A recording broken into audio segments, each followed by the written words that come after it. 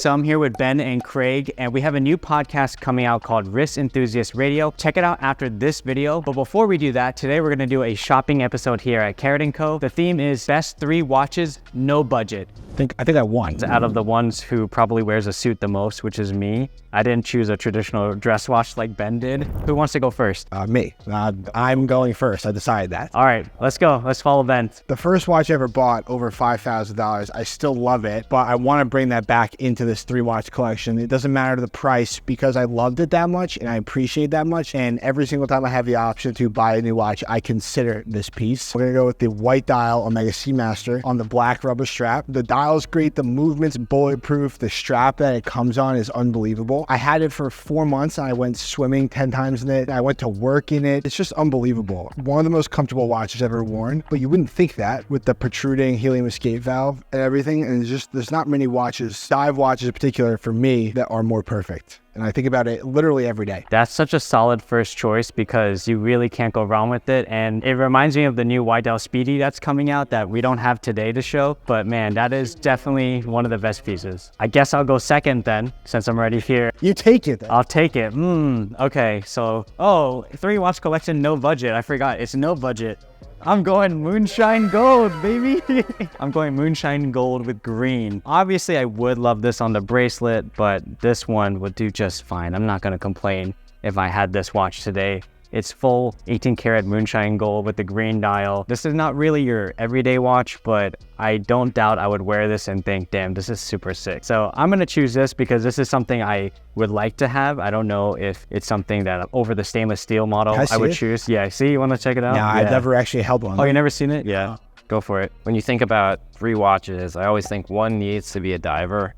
And so like Ben, I did pick Seamaster, but I picked the summer blue. Gotta have something a little bit funky in your collection, I think, and a diver that you can take wherever. I actually prefer it on the rubber to the bracelet, but you know, if you want to dress it up a little bit, getting it on the bracelet's also really nice. So gotta have a diver if you can have 3 watches. 1-watch collection, maybe it won't be a diver, but 3-watch collection, diver, and I'm always looking for something a little bit funky.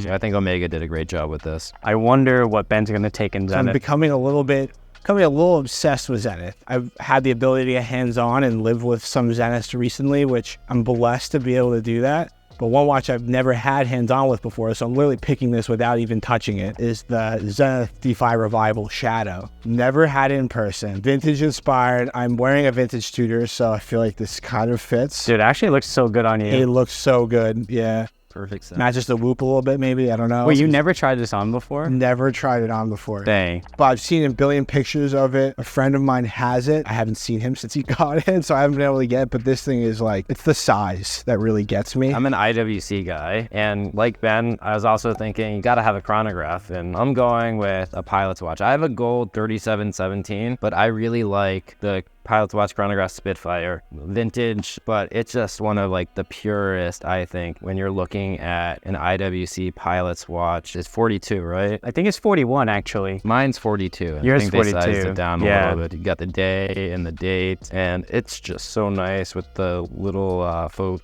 Tina. You gotta have a chronograph. 3 watches, chronograph. This is so tough for me because I want to try to do things that I normally don't choose because I feel like I always choose the same watches. Obviously Cartier Santos, I feel like I'm such a broken record with this right now, but I'm thinking I already got my Speedmaster, which is going to be like my fun watch. Is all gold. I don't think I want to do another gold watch right now. I'd rather just have something that's good for day to day that I can wear all the time. But again, since there's no budget, I'm kind of leaning towards the skeleton, honestly. Even though this is the large size, I just love the look of the skeleton. I want a skeleton watch. I feel like this will just be a fun watch to wear day to day. It comes with a bracelet as well as a leather strap. You get to see the movement as you wind it. It's manual winding. It does wear a little big on me, but I mean, if someone were just gifting me these watches, no budget, then why not? That's big and bold, but it's meant to be, you know, big. Yeah. You know what I mean? I'm a big sport watch guy, and I need a steel sport watch. I had a feeling this was coming. And so, Bulgari Octo Finissimo, I think it's one of the great new steel sport watches. It's super thin. It's square like the Santos, and it wears a little big, but since it's so thin, I think it's, you know, very wearable. It's very similar to what you're wearing today. Yeah, the Daryl Charles. Yeah, it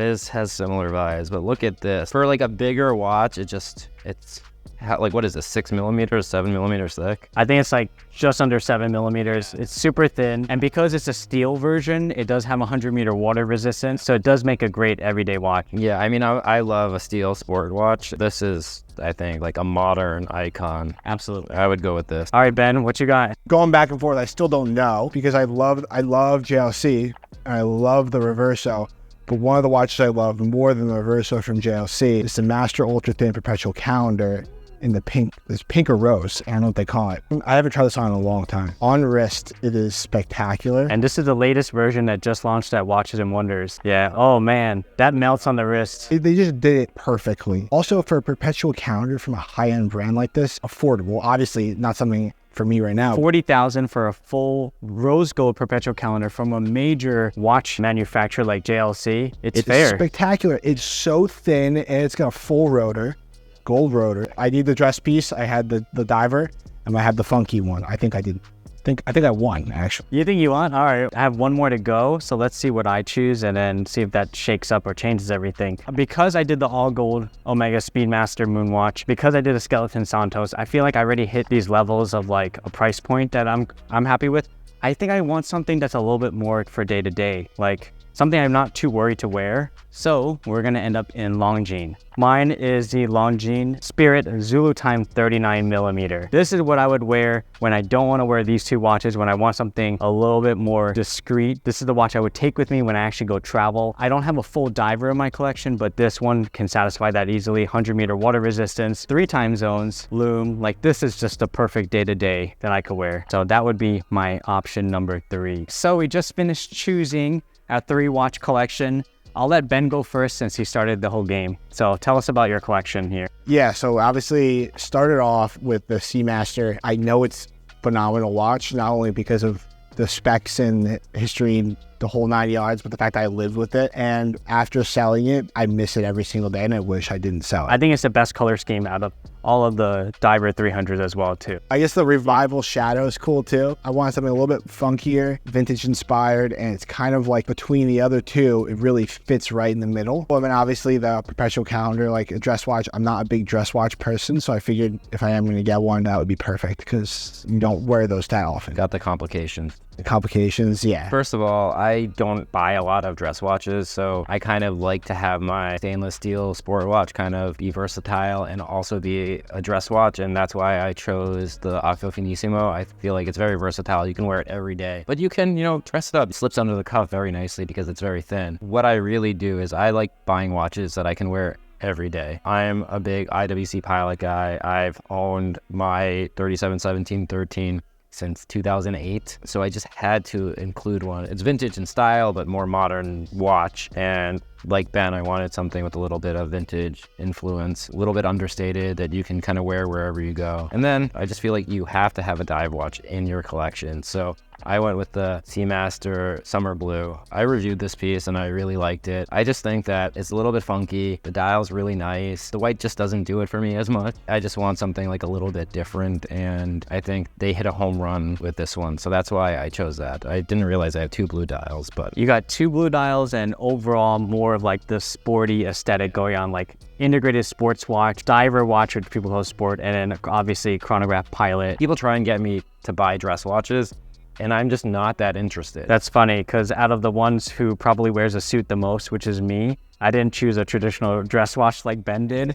And Ben is the one who wears a suit the least, probably out of us 3. I didn't think about this beforehand, but once we started in Omega, I was already going to go for a Speedmaster. But I was like, man, that's like something I would always choose. And then I remembered we have the Moonshine Gold green dial version, which is one of my favorite ones. So I was thinking, if I'm going to choose one gold watch for this build, I want it in my Speedmaster because I think I would wear this so much more than a rose gold or yellow gold dress watch if it's something that's every day and it has a cool complication. Obviously, Omega's 3861 caliber. It's something I'm going to use all the time, every day. Number 2 was also a little bit more of an oddball for me. I chose the Cartier Santos Skeleton in all steel. It is a large size. Normally, I would choose a medium, but they only make this version of the Skeleton in the large. I think it's really cool because I always like Skeleton watches as well. Ultimately, I went with this one because you get the bracelet with the leather strap, and I feel like that will give me more versatility to choose and mix around with my 2 choices there. That's some inside baseball. Inside baseball, a little bit.